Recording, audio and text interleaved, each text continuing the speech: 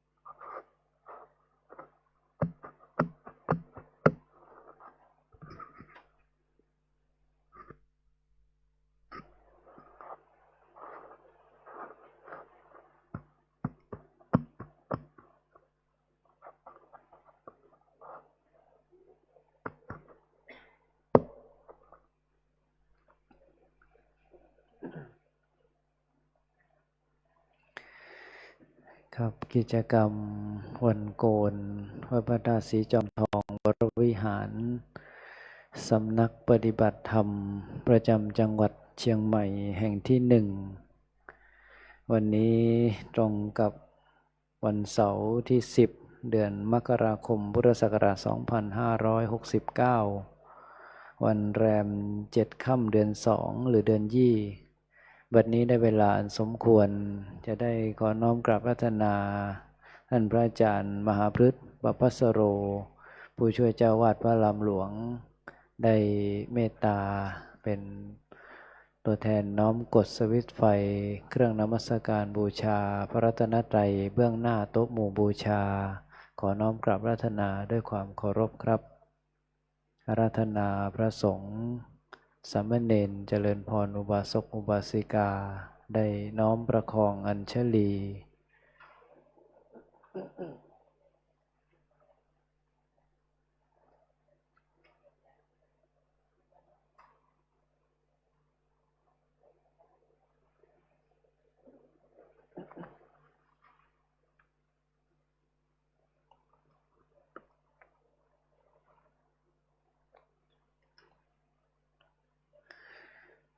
ครับขอเจริญพรเรียนเชิญท่านแม่ชีภัคนากิติคุณ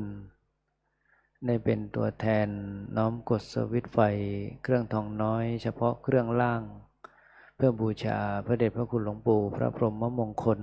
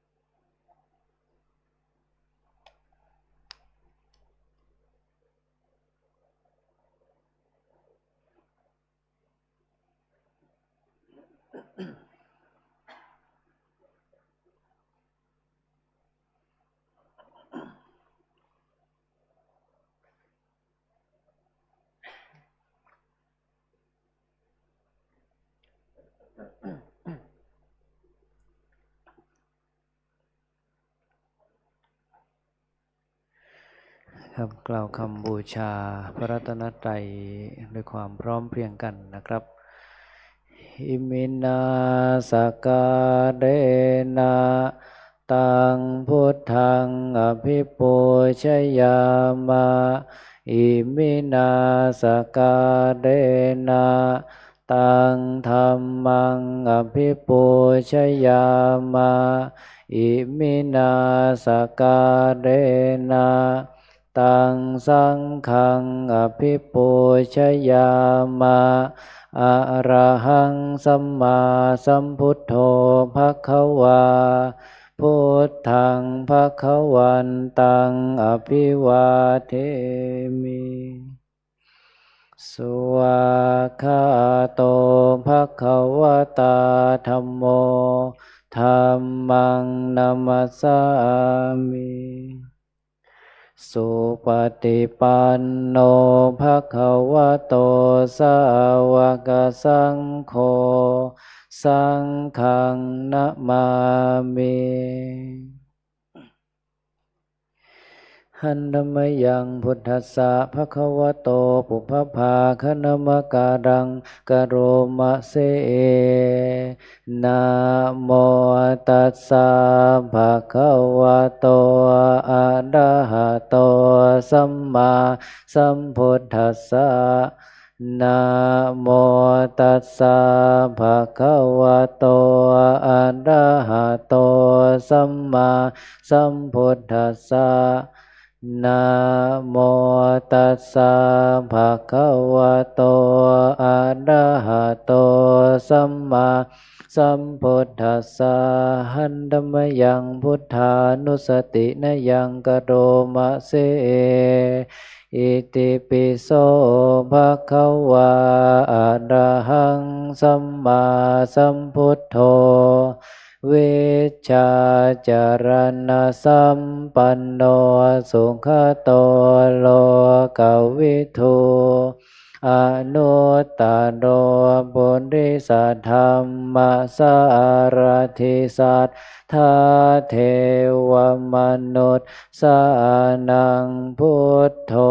ภควาติกายเยนวาจายวเจตสาวาพุทเทกุกัมมังปะกตังมยายัง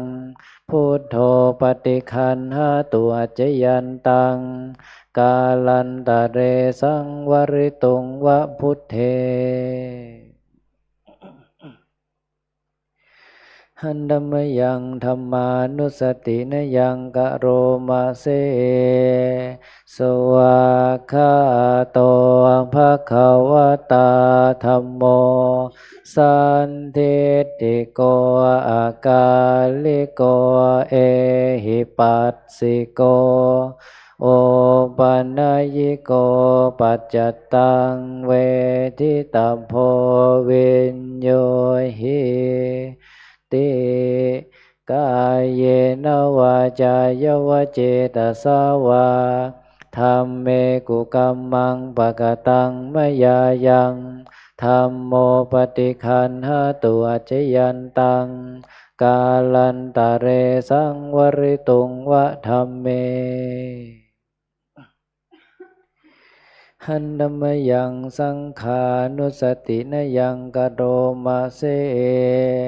สุปฏิปันโนภะคะวะโตสาวกสังโฆอุชุปฏิปันโนภะคะวะโตสาวกสังโฆญาญาปฏิปันโนภะคะวะโตสาวกสังโฆสามิจิปฏิปันโนภะคะวะโตสาวกสังโฆญาติทังจตาริปุริสายุคานิอัตถปุริสปุคลาเอสะภะคะวะโตสาวกสังโฆ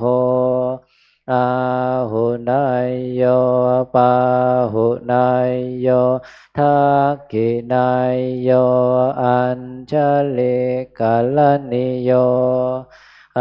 นุตตรังปุญญเขตังโลกัสสา